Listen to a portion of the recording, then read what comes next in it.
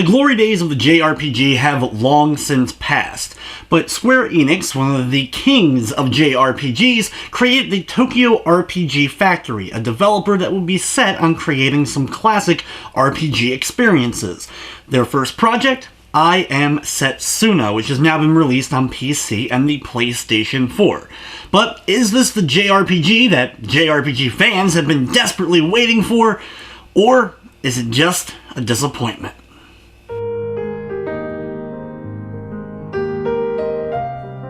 I Am Setsuna is an active time battle system JRPG heavily inspired by the legendary Chrono Trigger.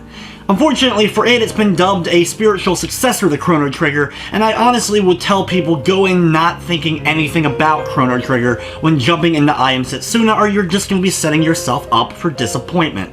With any great JRPG, the story is extremely important, so I don't want to spoil too much, and I even want to keep most of the footage that you're going to be seeing throughout this review near the relatively first 6 or so hours of the game, so that it doesn't spoil too much as far as bosses and some of the later areas or plot. In the game, you're playing as Ender, who can be named as well as all the other party members that you end up getting, and he comes from a mercenary village. He's mostly a traditional, silent protagonist, and unfortunately because of this, he ends up not being a very interesting character even throughout the entire process of the plot. After completing a relatively easy mission, he's given a new one to kill a young girl named Setsuna. Setsuna, not only being the titular character, is also lined up to be the new sacrifice to bring peace to the world, and there are people that believe in this sacrifice and people that don't believe in it. But in order for her sacrifice to actually happen and bring that peace, she has to make it to a certain location. You join along with the people already with her and newcomers along the way to try to lead Setsuna to that eventual sacrificial goal. Sounds pretty depressing, and it is. The whole idea of sadness was one of the key elements that led into the game's creation, and it truly shows, not only with Setsuna's story, but a lot of the other subplots and side characters that you end up meeting and join your party along the way have depressing backstories or go through depressing things throughout the course of it. Though honestly, because of sadness being the key driving element, every JRPG usually contains some sort of sad elements and deaths that happen along the way to really drive home certain points, so I was expecting actually a bit more depressing stuff when it came to I Am Setsuna, which is just kind of a weird thing to even think, but honestly the game could have been even sadder than it ended up being. Along with the depressing story, the entire world is covered in snow. I hope you like it because the entire game is ice-filled and snow-filled areas, leading to some nice graphical touches of being able to walk through the snow and leave paths, and same goes for the monsters that you end up fighting. But if you don't really like that or want to see more than just snow, you're going to end up setting yourself up for disappointment. When it comes to jumping into battles, this is where the true inspiration from Chrono Trigger is seen. If you're a fan of that particular battle system, you're going to love I Am Setsuna's battle system for the most part. It's a 3-person battle system, and each of the characters can actually move around via their various attacks, can attack multiple enemies if they're lined up properly or in a group, as well as be knocked around by various enemies. Even some spells are set that if an enemy or another one of your characters is close by, your spell will end up affecting them as well. You can set it to active, where everything is active all the time, even when you're in menus, or have it pause, but only have it pause when you're in a particular menu. When your gauge fills up, you'll then be given the opportunity to attack. But one of the things that makes the game a little bit interesting is the momentum system. When it's your turn to attack, or once you've hit a certain number of hits or taken a certain amount of damage, you have a momentum meter that will fill, and you can actually fill it up to 3 times full. And after doing so, by using a spell or an attack, you can press square to get an added advantage, either more damage, or sometimes with a healing spell, you can end up not only healing some health, but also clearing all the status effects. The momentum system definitely comes into play and can really turn the tides of battles during certain times. Also from Chrono Trigger is the combo system, such as using a cross slash with 2 characters, or combining a spell with a certain maneuver like an ice cleave move. It will use, of course, both of the characters you're using's turn, but will definitely end up adding a special oomph to a certain attack. One of the other things that ends up affecting this, of course, is your equipment. Now, you don't have armor to equip, or helmets, or pants, or anything like that. Instead, everything is handled through the actual weapons. Getting a new weapon will actually allow you not only to have increased attack, but also increased stats like defense. Your characters do level up, of course, and you'll get small status increases, though it's not anything visual. You can't really look at the individual statuses of your characters once they ended up leveling up. You would have to have written down exactly what their attack was prior to leveling up and then go back into the menu and see what exact stats have increased. A lot of JRPGs will flash on the screen that you got an increase of this much health or an increase of this much attack once you level up, but unfortunately that's not here in I Am Setsuna. Besides weapon, you can also equip a talisman to each of your characters, which basically works as an accessory, like an earring in certain other JRPGs. These will give you either one or two effects, with a main one and a bonus one, while other ones may give you just one. These things could be like being able to see the enemy's health, or an increase of a certain element, or increase of a certain stat while wearing a particular talisman. Then you have the game's magic system called Sprite Night, where instead of actually gaining abilities when you level up, you'll have to equip them. Even ones that are dedicated to only one particular character can learn them, you still will have to earn them and unlock them in order to equip them to your character. To do so, all the various little things that you find off of enemies or find laying on the ground, such as various skins or coins, you can sell to a certain shopkeeper. Once you sell them all to him, he'll give you a certain amount of gold, and if you've given him enough of certain ones, you can then craft the Sprite Knight to equip to your party.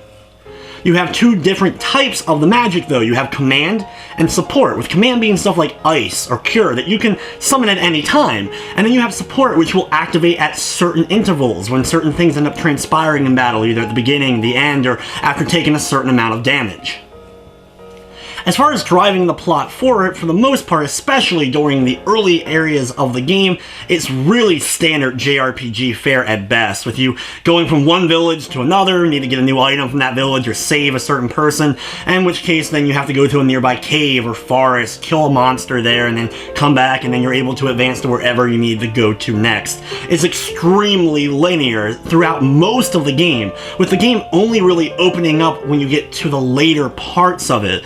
Once you get a ship, you're able to explore a bit more of it, and eventually there are some side quests that do come into play, but it's not very many, and they really don't happen until the end parts of the game. Unfortunately, due to the way that the game is, the main story itself is the driving focus. You're not going to be able to deviate from it or go exploring or find mini-games. Not only is there that lack of side quests, there's a lack of side content, no collectibles or other stuff for you to really dive into to distract you for just a few moments from the game's main story. It's pretty much go from point A to point B and then onwards to point C. Because of the way the plot drives along, it ends up being a relatively short experience, at least for JRPG standards, taking about 18 to 20 hours, and that includes diving into the side content along the way. There's also a lack of a New Game Plus, so there isn't a whole lot of reason to replay the game once you're able to complete it. One of the things that could have helped with it, which I feel like they fell through with, is throughout the game's story, you're going to get the option to do dialogue choices with your main character. They give him at least some kind of character, but it honestly just feels like it's tacked on, with the choices really mattering nothing at all to the game's main story. There's a couple of few, and I mean very few, moments when your choice will actually matter as far as being able to continue on the story, but for the most part, your choices are just the same thing, just said differently. You may just get a different reaction out of a character, but then after one or two lines, it just goes on like normal, no matter which of the choices you ended up making. To help along any good JRPG, of course, is its soundtrack, and the soundtrack for I Am Setsuna, in my opinion, is honestly hit or miss. There's a few tracks that are absolutely gorgeous, and everything is done with piano, which gives it a unique sound, but there was a few tracks that just went on the edge of being bad or grinding to my brain after hearing them a certain number of times. Few driving songs with the intense moments ended up having those intense moments ended up being dialed back to me just because I didn't really like the music that was going along with the moment. You can of course turn the music off in the settings, but for a JRPG that's something you never want to honestly have to do. From a technical standpoint, the game ran fine and only stuttered a couple of times and absolutely no crashing, and this was over marathon playing the game over the last few days in order to complete it. There was a few sound errors though. Since there's no voice acting in the game, everything is just text, though there is some voice acting in the battles themselves with some voice clips and grunting and such from the characters as they're doing attacks or getting hit. And sometimes this ended up lagging or sometimes just being off. Like you would see an effect or see an enemy get hit and then the effect would come in a second or two later. It didn't happen all the time, but the few times that it did was jarring enough for me to notice. If you're a longtime veteran or master of JRPGs, difficulty-wise, it starts off an absolute breeze. You may get even discouraged at just how easy the game ended up being. But once you get about 8.5 to 9 hours in, that's when things start to pick up. You finally have some bosses that can deliver enough hits to truly do damage to your characters, or at least just in my case. In fact, it took 11.5 hours for me to even see a complete team wipe due to massive amount of status effects that ended up happening on my team. The later parts of the game, the bosses definitely kick up a notch, so you may have to level up and definitely put some strategy, but for the first 8 or so hours, honestly, it's a breeze. Being a longtime JRPG enthusiast, I really wanted to love I Am Setsuna, but I really do feel like the game is mediocre at best. I pushed out any notion of it being a spiritual success for the Chrono Trigger or comparing it to any of the classics, but you're supposed to feel a bit of nostalgia while playing the game, and it's catered to the classic JRPG fanbase, and honestly, I feel like the game is mediocre at best throughout most of it. There are some bright moments here and there throughout the course of the story, but a lot of the story feels ripped from other JRPGs, with a lot of similarities to other game series. Then you factor in the $39.99 price tag, and the game is digital only, with no physical version currently anywhere in sight. While I did enjoy elements of the game's plot as it got farther in mostly, some of the later game bosses definitely gave me a run for my money, and as far as just the battle system it goes, it plays well enough. But I feel like the story itself borrows too many elements and honestly doesn't do enough to be original and stand out on its own. The monsters and bosses that you end up fighting, some are really cool and interesting, and then most of the enemies that you end up fighting and areas that you end up exploring end up looking or are exactly the same as far as the way they're designed. I know there's plenty of JRPG fans that are going to love every moment of this game, and I'm glad. I hope you absolutely enjoyed it if you have picked up the game already.